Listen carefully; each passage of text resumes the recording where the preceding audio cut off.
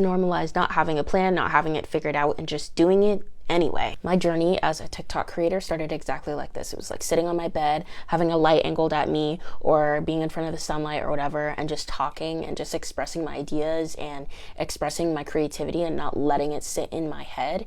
And I hardly ever had a plan. In fact, when I first started, I was making content about all kinds of things. I was talking about mental health, I was talking about fashion, I was talking about confidence, I was talking about thrifting, and that was perfectly fine. People liked me for me and what I talked about and how I expressed my ideas, not just the content of what I was saying, but how I said it.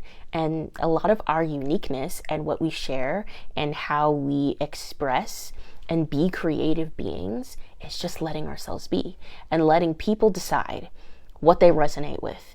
Take what you want and leave the rest. And even if we want to build out this elaborate plan, right? Even if we have these ideas and these plans and this picture of what we think the future should look like, we don't really get there until we kind of like figure out what we want and then build on that. But you can't really figure out what you want unless you just sit down and express the ideas. You know, it starts somewhere. And I think a lot of us need to discard the idea and notion that we need to have a plan first and execute later. You can execute right now and build the plan as you go. Isn't that crazy? We're all stuck in this hamster wheel of information overload and I need more, I need more, I need more, but you have everything you could possibly need.